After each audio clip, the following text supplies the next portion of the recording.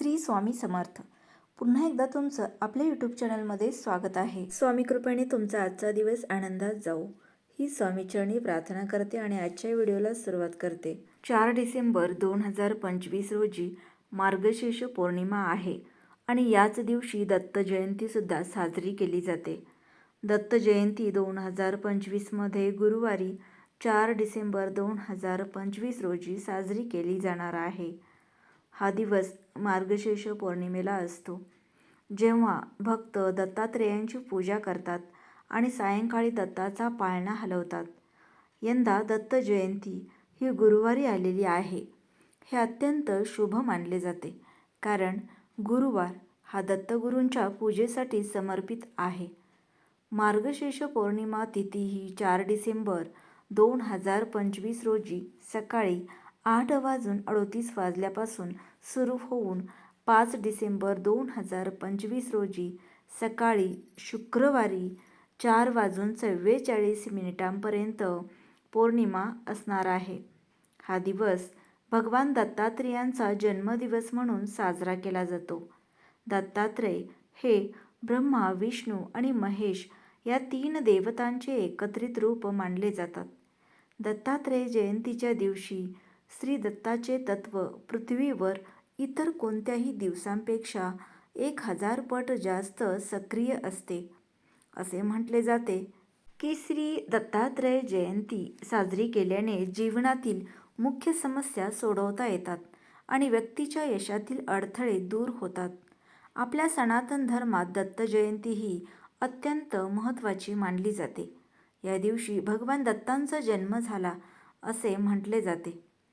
मार्गशीर्ष पौर्णिमेच्या दिवशी मृग नक्षत्रावर सायंकाळी दत्तांचा जन्म झाला, म्हणून त्या दिवशी दत्तांचा जन्मोत्सव साजरा केला जातो. सर्व दत्त क्षेत्रामध्ये हा दिवस साजरा केला जातो.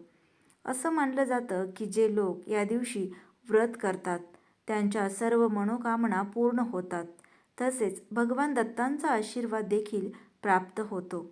या दत्त जयंतीच्या दिवशी दत्त मंदिरात आकर्षक सजावट करून पाळणा सजवून मोठ्या उत्सवात भजन कीर्तन केले जाते. दत्त जयंतीनिमित्त श्री स्वामी समर्थांच्या मठात दत्त जयंतीनिमित्त 7 दिवसांचा सप्ताहसुद्धा सुरू असतो. इतकं महत्त्व या दत्त जयंतीला दिलं जातं आणि म्हणून या दत्त जयंतीच्या दिवशी आपल्या वास्तुशास्त्रामध्ये करण्यासाठी काही प्रभावी उपायसुद्धा केले जातात. आजच्या या व्हिडिओमध्ये आपण अतिशय प्रभावी असा एक उपाय पाहणार आहोत. त्यापूर्वी चॅनेलवर नवीन असाल तर चॅनेलला सबस्क्राईब करा. दत्त जयंतीच्या दिवशी तुम्ही एक वेळ उपाशी राहिले तरी चालेल, पण कुत्र्याला खाऊ घाला ही एक वस्तू. शत्रू तुमच्या समोर लोटांगण घालेल. 100 पिढ्यांचा पितृदोष हा नष्ट होऊन गरिबी, दरिद्री ही नष्ट होईल. तर अशी कोणती वस्तू ही आपल्याला कुत्र्याला या दिवशी खाऊ घालायची आहे, कोणत्या वेळेमध्ये खाऊ घालायचे आहेत, अशी संपूर्ण माहिती आपण आजच्या या व्हिडिओत पाहणार आहोत. दत्त जयंतीच्या दिवशी दत्तगुरूंची सेवा उपासना केली तर त्यांचा आशीर्वाद प्राप्त होतोच. त्याचबरोबर प्रखर पितृदोषातून आपली मुक्तता होते. तुम्ही दत्तगुरूंचा फोटो पहा. त्या फोटोमध्ये एक गाय आणि 4 कुत्रे हे आपल्याला दिसत असतात, कारण गाय हे पृथ्वीचे प्रतीक आहे आणि त्यामध्ये असणारे 4 कुत्रे म्हणजेच 4 वेद आहेत. ऋग्वेद, यजुर्वेद, सामवेद आणि अथर्ववेद असे 4 वेद जे आहेत तर ते 4 कुत्रे यांना संबोधलेले आहेत आणि म्हणून या दिवशी आपल्याला दत्तगुरूंसोबतच गायीची आणि कुत्र्यांची सुद्धा सेवा जी आहे ती करायची आहे. जर तुम्हाला पितृदोष लागलेला असेल तर अनेक समस्यांना सामोरे जावं लागतं. कोणत्याही गोष्टी मनासारख्या घडत नाहीत. कोणत्याही कामामध्ये यश मिळत नाही. आपल्याला सतत आर्थिक अडचणी, संकटांना सामोरे जावे लागत असते. त्याचबरोबर घरात क्लेश, भांडणे ज्या आहेत ते वारंवार होत असतात. आलेला पैसा हा घरात टिकत नाही. सतत पैशांच्या अडचणी आपल्याला जाणवत असतात. सतत घरामध्ये आजारपण येत असतं. त्याचबरोबर घरात पितृदोष असेल तर आपल्या घरातील मुलांची प्रगती ही खुंटत चालत असते. तसेच घरामध्ये कोणतेही शुभकार्य हे निर्विघ्नपणे पार पडत नाही.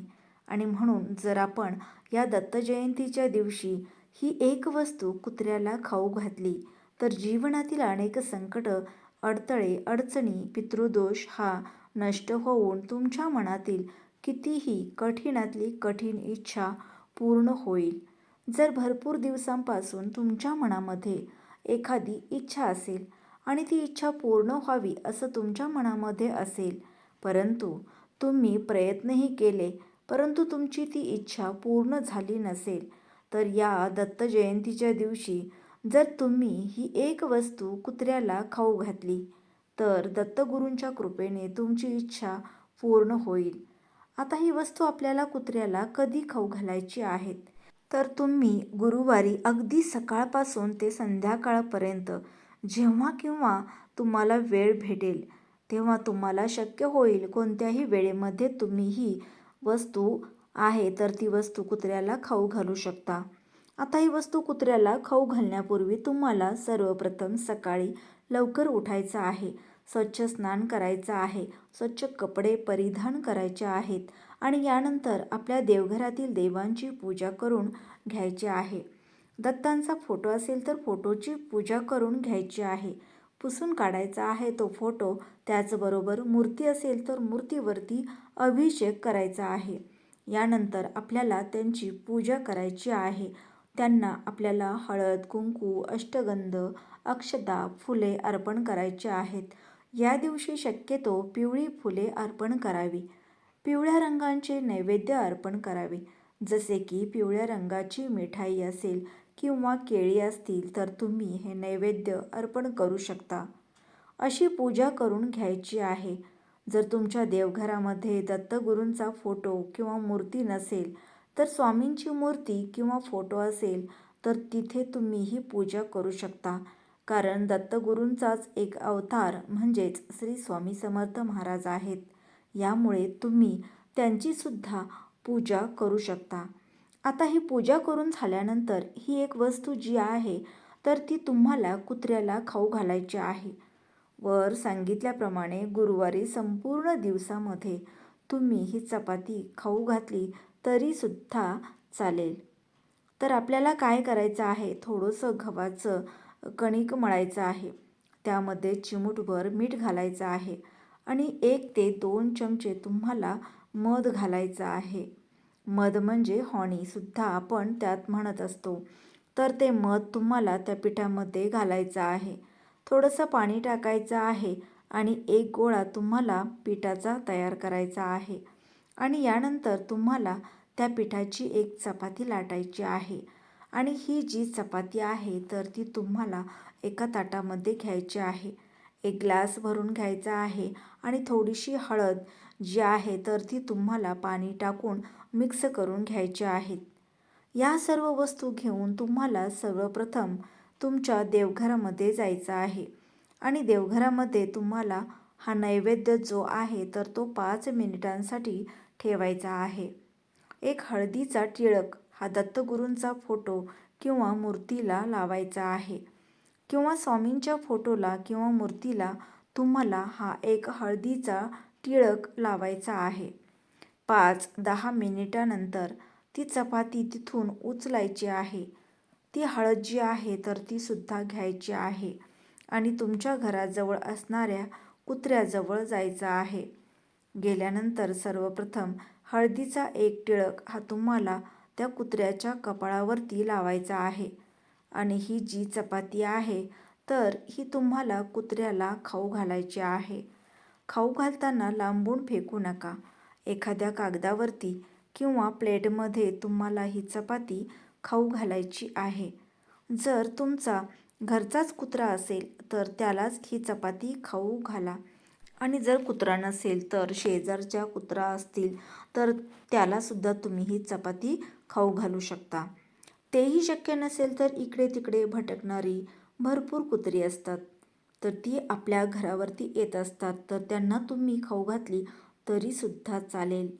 जेव्हा ही चपाती तुम्ही कुत्र्याला खाऊ घालता तेव्हा साक्षात दत्तगुरू हे प्रसन्न होतात आणि जीवनातील सर्व अडचणी ह्या कमी होतात. जर तुम्हाला या दिवशी अशी चपाती खाऊ घालणं शक्य नसेल तर या दिवशी तुम्हाला दूध घालून थोडीशी खीर बनवायची आहे. दूध, साखर, रव्याची किंवा तांदळाची खीर किंवा शेवयाची खीर तुम्ही बनवू शकता. तर 1 वाटीभर तुम्ही खीर खाऊ घातली तरीसुद्धा चालेल. या दत्त जयंतीच्या दिवशी या 2 वस्तू कुत्र्याला खाऊ घालणं अत्यंत शुभ मानले जाते. जो पण व्यक्ती या दिवशी मनोभावे हा उपाय करतो त्या व्यक्तीच्या सर्व इच्छा मनोकामना पूर्ण होतात. तसेच संकट हे नावालाही उरत नाही. त्या कुटुंबाची प्रगती व्हायला सुरुवात होते आणि दत्तगुरूंच्या आशीर्वादाने सर्व संकट अडचणी दूर होतात. आणि सर्वात महत्त्वाचं म्हणजे ज्यावेळी आपण कुत्र्याला चपाती खाऊ घालतो त्यावेळी आपल्या मनातल्या मनात आपण हा मंत्र म्हणायचा आहे, दिगंबरा दिगंबरा श्रीपाद वल्लभ दिगंबरा. तर स्वामी भक्तांनो, आजचा व्हिडिओ आवडल्यास लाईक करा, शेअर करा. चॅनेलवर नवीन असाल तर चॅनेलला सबस्क्राईब करा. पुन्हा भेटूयात अशाच एका नवीन व्हिडिओसोबत. तोपर्यंत श्री स्वामी समर्थ.